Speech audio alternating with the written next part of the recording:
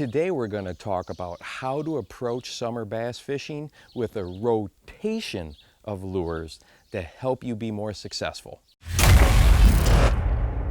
It's hot, it's summer, we have got strings of bluebird skies for many days in a row, and bass fishing can get downright tough. Well, today we're going to be talking about how we can approach our time on the water, our day on the water, with a rotation of lures. It's a lot like going in with a game plan. We've got the NFL season coming up. We know that coaches script their first 15, 18 plays, whatever it might be. We're going to approach our bass fishing the same way. We're going to have a game plan. We're going to have some lures picked out that we can swap out quickly to help us, one, locate fish, and then two, be able to get them to bite once we have found them. Now, obviously, if you're out on the lake and you've got your boat, maybe you've got 4, 5, 6, 10, 12 different rods and reels all rigged up. But if you're a shore angler, a bank angler, I know that bringing a large tackle arsenal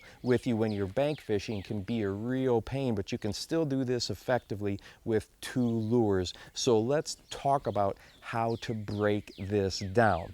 Now, in previous videos, I've mentioned that in the summer, it's really about changing the mindset to search, locate, then catch. That's the approach we need to have when we're out there. Bass are going to be in groups, whether it's largemouth or smallmouth. You're going to fish lots of empty water before you find where they are congregated. So the first thing that we want to do is have some sort of horizontal presentation. So we're going to start with your crankbaits, your swim jigs, even a Carolina rig, but anything that is moved horizontally. Top waters are a good one. And then once we locate those fish, then there's a good chance, especially if the conditions are like this with the bluebird skies and high pressure situations, there's a good chance that we're going to have to go to a vertical presentation and fish the bottom. So that's what I was saying. If you're a shore angler, a bank fisherman, 2 poles are going to get it done. Have one with the horizontal presentation, and then the second one have a vertical presentation. All right, let's go ahead and start off with the horizontal lures. Probably my #1 choice is going to be a crankbait or a swim jig. Those 2 lures do an excellent job of locating fish for me. And here's kind of what's going to be the deciding factor between the 2. And I might have both rigged up right there on the boat deck for me.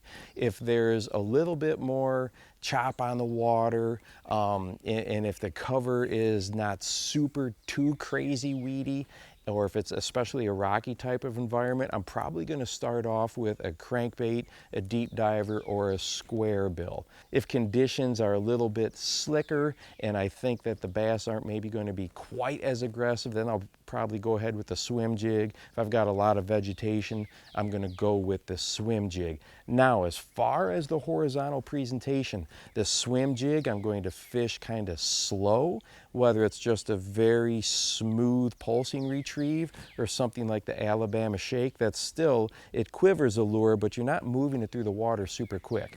If I'm going to go with the crankbaits for searching, whether it's the deep divers or the square bills, I'm going to really be burning those things. Speed is so effective in the summertime, and the reason being, when you're doing that with the crankbait, you are 100% going for a reaction bite. That bait just zips by that bass so fast, they just react to it. So crankbaits, I'm going quick. Swim jigs, I'm probably going a little more subtle, a little bit slower.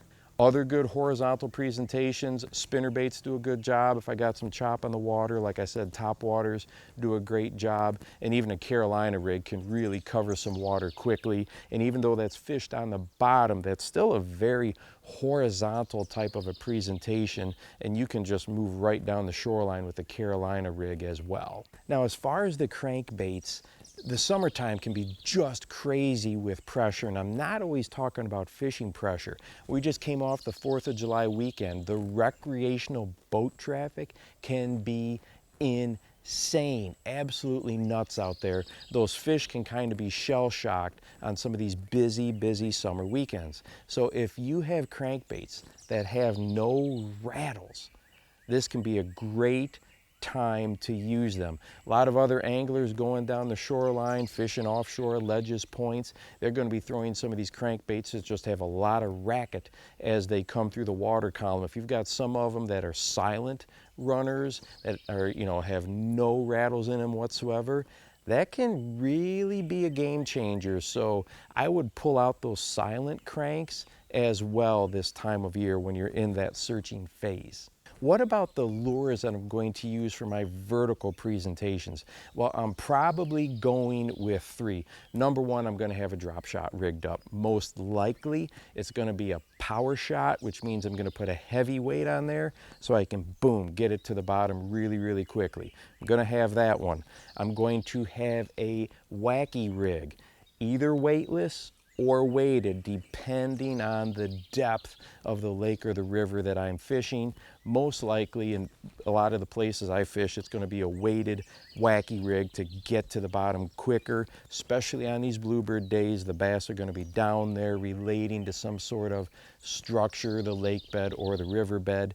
And then the third one I'm going to have, depending on the cover that I'm fishing, is either going to be a Texas rig soft plastic or going to be a jig, or maybe even both. So in my ideal situation, I've got 2 or 3 rods ready to go with my horizontal movers, and then I probably have 3 or 4 rods ready to go with my vertical presentations. Now, like I said, if you're a shore angler and maybe you're carrying just 2, I would pick the horizontal lure that you have the most confidence in, and then pick the vertical presentation that you have the most confidence in, and just leave it at that, narrow it down that way.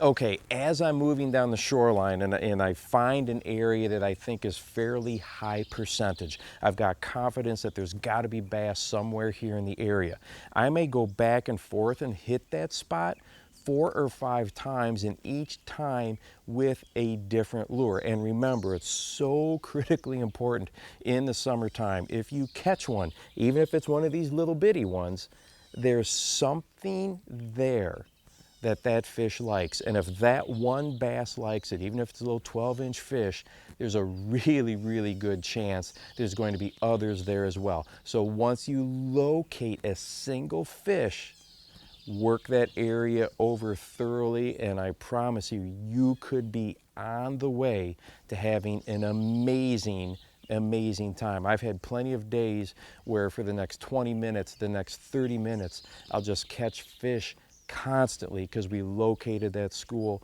located the group. Now, depending on your body of water, that school may be 5 or 6 fish. It may be 30 or 40 fish. It depends on the quality of your fishery and the size of it. But keep in mind, those fish are going to be grouped up this time of year. Now, as far as summer bass fishing, most anglers have to ask themselves right away, am I going shallow or am I going deep? And for more information on that topic, go ahead and check out this video right here, and be sure to go out and encourage someone today. You never know how you might just change their life. For the Bass Fishing Life, I'm your host, Steve Rogers.